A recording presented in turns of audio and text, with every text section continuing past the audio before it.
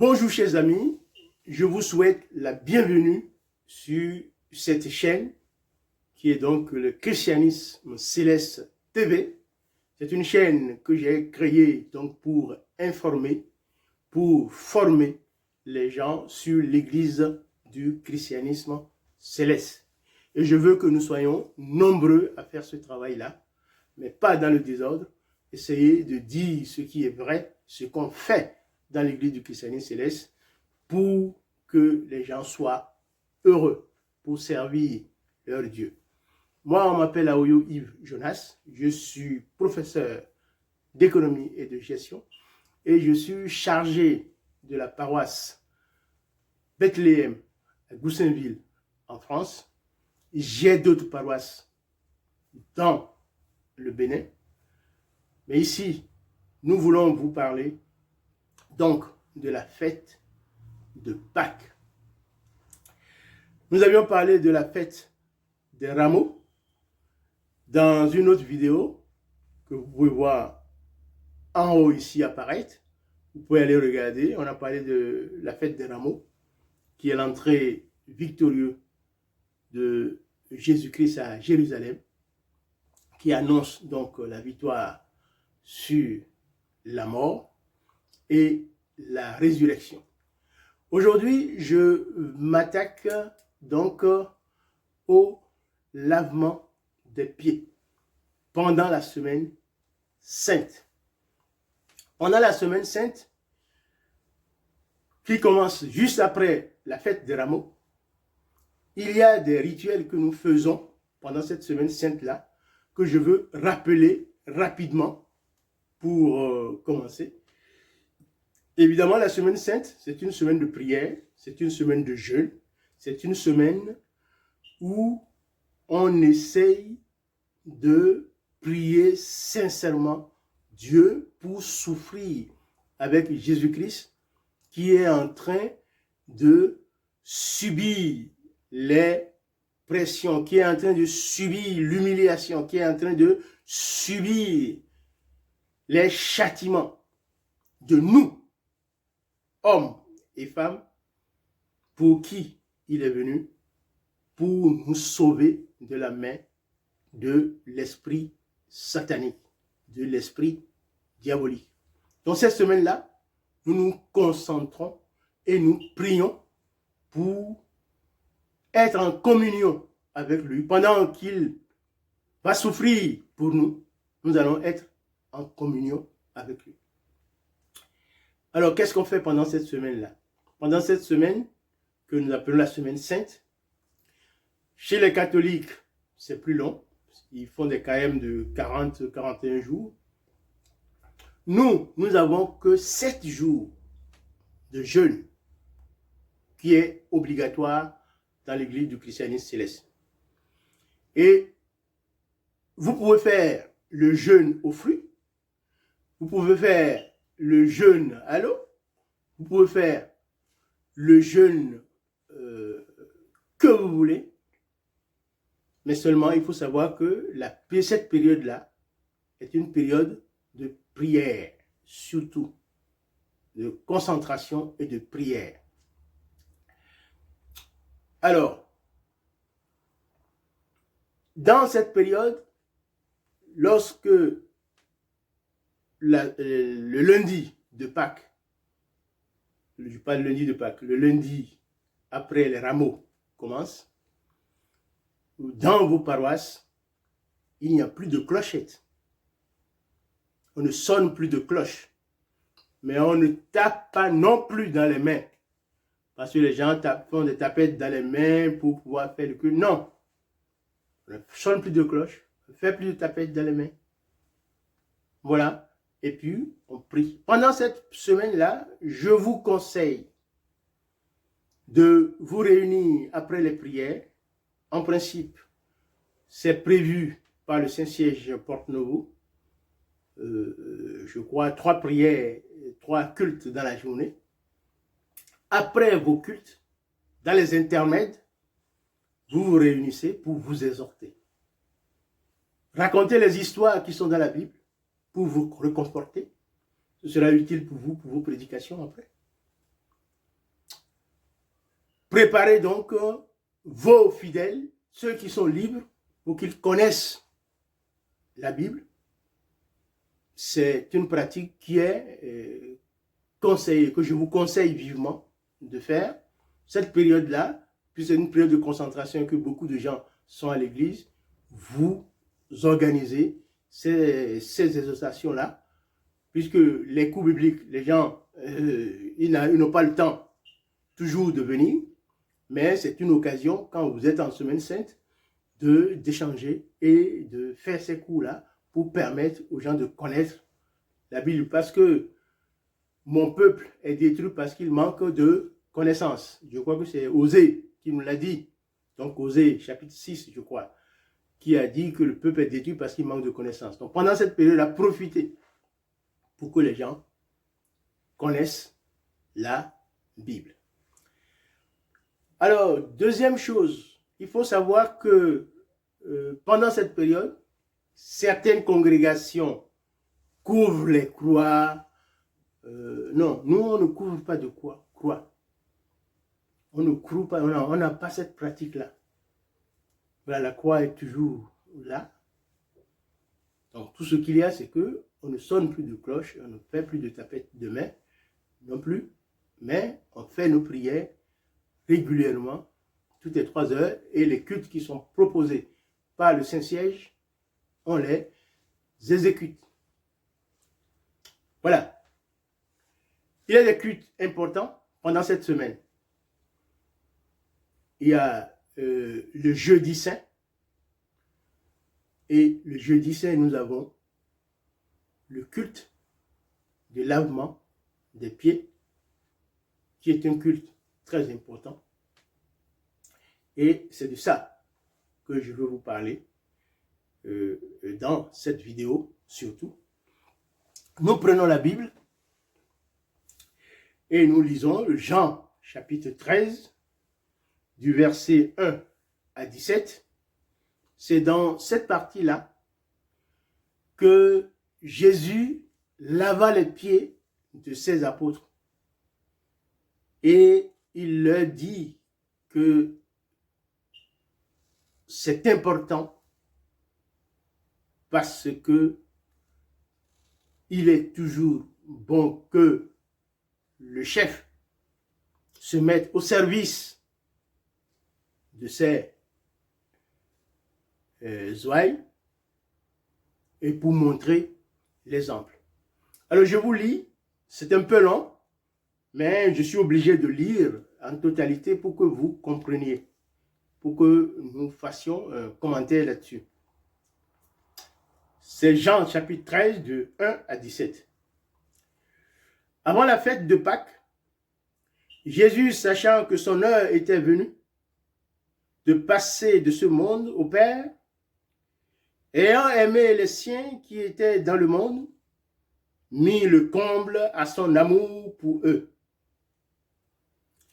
Et après le souper, lorsque le diable avait déjà inspiré au cœur de Judas Iscariote, fils de Simon, le dessein de le livrer, Jésus, qui savait que le Père avait remis toutes choses entre ses mains, qu'il était venu de Dieu et qui s'en allait à Dieu, se leva de table, ôta ses vêtements et prit un linge dont il se ceignit.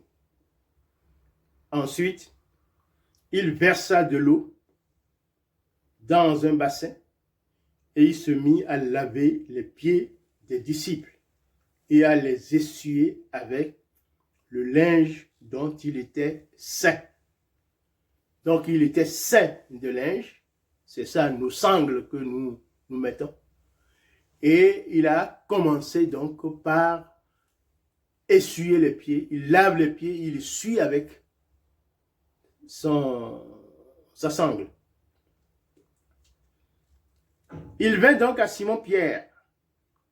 Et Pierre lui dit, « Toi, Seigneur, tu me laves les pieds ?» Jésus lui répondit, « Ce que je fais, tu ne le comprends pas maintenant, mais tu le comprendras bientôt. Pierre lui dit, non, jamais tu ne me laveras les pieds. Jésus lui répondit, si je ne te lave, tu n'auras point de part avec moi. Simon-Pierre lui dit, Seigneur, non seulement les pieds, mais encore les mains et la tête. Et Jésus lui dit, celui qui est lavé n'a besoin que de laver ses pieds pour être entièrement pur. Et vous êtes purs, mais non pas tous, car il connaissait celui qui le livrait. C'est pourquoi il dit, vous n'êtes pas tous purs. Après qu'il eut lavé les pieds et qu'il eut pris ses vêtements, il se remit à table et leur dit, comprenez-vous ce que je vous ai fait? Vous m'appelez maître et Seigneur, et vous dites bien, car je le suis. Si donc je vous ai lavé les pieds, moi le Seigneur et le maître, vous devez aussi vous laver les pieds les uns aux autres, car je vous ai donné un exemple, afin que vous fassiez comme je vous ai fait. En vérité, je vous le dis, le serviteur n'est pas plus grand que son maître, que son Seigneur, ni l'apôtre plus grand que celui qui l'a envoyé. Si vous savez ces choses, vous êtes heureux, pourvu que vous les pratiquiez. Pourvu que vous les pratiquiez. Pierre a posé la question. Mais pourquoi les pieds seulement? Mais il a dit non seulement les pieds, mais tu me laveras la tête et les mains. C'est là où Jésus lui a dit, celui qui s'est déjà lavé n'a besoin que de laver ses pieds pour être pur. Mais vous n'êtes pas tous purs. Pourquoi? Parce qu'il y a Judas Iscariote qui est là et qui va se laver les pieds aussi, mais que lui, même laver les pieds, il n'est pas pur. Parce que il n'est pas clair dans son cœur. C'est de l'hypocrisie. Bien-aimés dans le Seigneur Jésus-Christ, le lavement des pieds, donc, montre l'humilité et l'amour que Jésus a pour nous. Il a dit à Pierre, si je ne te lave pas, tu n'auras pas de part avec moi. Est-ce que vous voulez avoir une part avec Christ, mes chers amis? Donc, lavez-vous les pieds. Mais ne lavez pas les pieds comme Judas Iscariote. Ne vous mettez pas en conflit avec vos responsables. Ne restez pas dans des coups cachés dans vos églises, dans vos paroisses. Parce que l'humilité et l'amour que manifeste Jésus-Christ envers ses apôtres montrent l'exemple. Il dit, je vous montre l'exemple pour que entre vous, vous vous laviez les pieds les uns les autres, pour que vous soyez purs. Donc, le lavement des pieds, c'est pour que vous soyez purs et que vous puissiez avoir part avec le Christ. Et c'est ce symbole-là que nous faisons le jeudi saint. et nous le faisons dans le culte du soir à minuit. Et à cette occasion-là, nous procédons donc à l'Eucharistie, qui est donc la Sainte Seine, la communion. Nous prenons la communion. Alors, chers amis, le lavement des pieds, il est très important. C'est pour que nous soyons purs que Jésus nous a lavé les pieds. Et il a dit de faire entre nous pour que nous soyons purs. Mais qu'il n'y ait pas des hypocrites, qu'il n'y ait pas des tordus entre vous. Ceux qui font des coups bas, ceux qui sont là pour torpiller les autres, pour fomenter des coups contre les autres, ils ont l'esprit de Judas Iscariote. Et vous savez le sort qu'a eu Judas Iscariote. Jésus a dit, je vous lave les pieds pour que vous soyez purs. Mais sachez que vous ne serez pas tous purs, parce que parmi vous, il y a des gens qui ne sont pas. Il y a quelqu'un qui va me vendre et qui est parmi vous. Lui, il n'est pas pur. Malgré qu'on lui lave les pieds, il n'est pas pur. Alors, qu'est-ce que vous devez faire vous-même maintenant? Vous devez être pur pour pouvoir communier. Ça, c'est le premier aspect. Maintenant, le deuxième aspect du truc de la Semaine Sainte, c'est donc la communion que nous prenons le jeudi aussi. Dans la pratique, la semaine avant Rameau, vos chargés de paroisse se rendent au Saint-Siège pour se laver les pieds et prendre la communion et vous ramènent les éléments du Saint-Siège, l'eau qu'on a utilisée là-bas, les jus qu'on a utilisés là-bas pour la communion. Je rappelle ici qu'en Afrique, il y a toujours le jus de coco, d'orange, les fruits qui donnent de jus.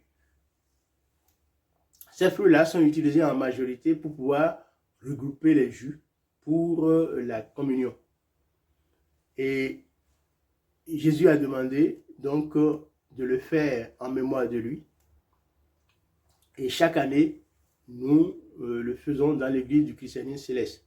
Dans l'église du christianisme céleste, on prend 4 fois la communion dans l'année, c'est-à-dire à Pâques, à Noël, et après on choisit 2 dates dans chaque paroisse pour faire la communion. Certains choisissent le 29 septembre, qui est la naissance de l'église, et puis une autre date en plus pour faire la communion. Alors l'instauration de la communion, nous le voyons dans le livre de Luc, chapitre 22, 14 à 20. Luc, chapitre 22, 14 à 20. Luc, chapitre 22, 14 à 20. Et nous lisons pour vous. L'heure étant venue, il se mit à table, et les 12 apôtres avec lui.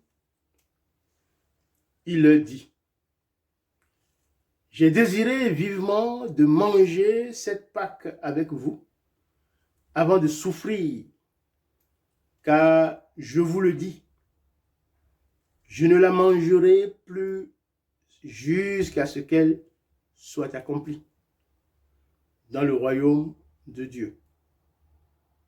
Ayant pris une coupe et rendu grâce, il dit, prenez cette coupe et distribuez-la entre vous, car je vous le dis, je ne boirai plus désormais du fruit de la vigne jusqu'à ce que le royaume de Dieu soit venu.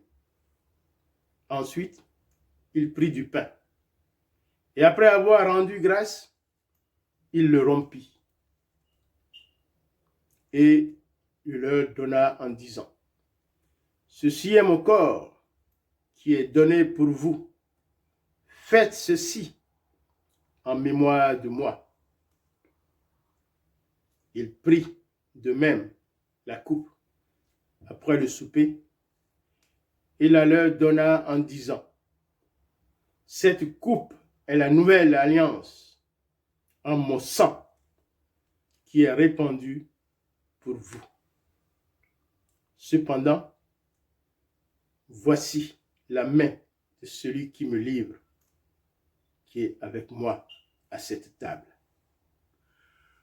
Voilà donc l'instauration de la Sainte Seine.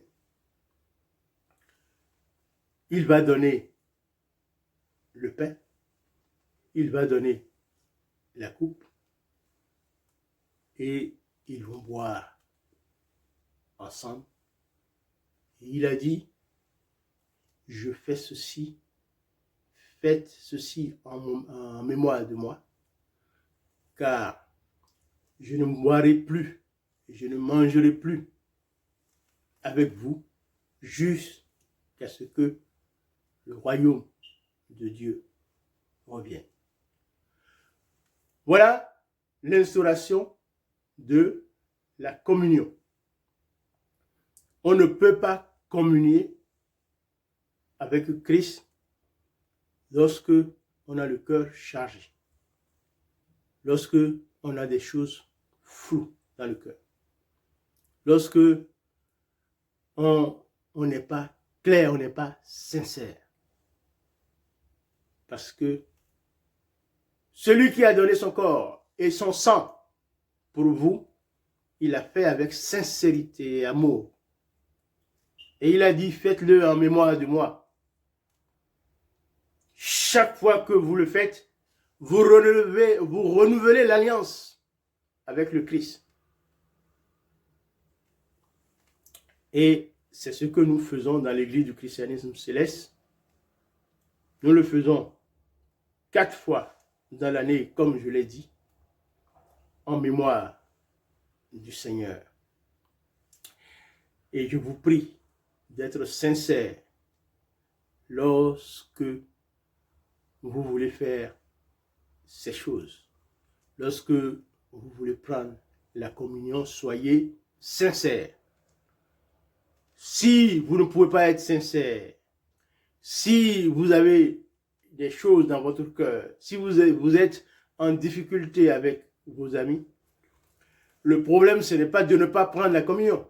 Le problème, c'est de régler les différends qu'il y a entre vous pour pouvoir prendre la communion. Parce que si vous ne prenez pas la communion, vous n'avez pas part avec Christ. Et si vous êtes à l'église du christianisme céleste et que vous n'avez pas part avec Christ, vous perdez votre temps. Donc c'est pour cela que vous devez laver les pieds et prendre la communion. Parce que je vois beaucoup de gens, ils disent non, je ne suis pas bien, je ne suis pas sincère, je ne veux pas aller laver les pieds, donc je ne prends pas la communion. Est-ce que c'est la solution?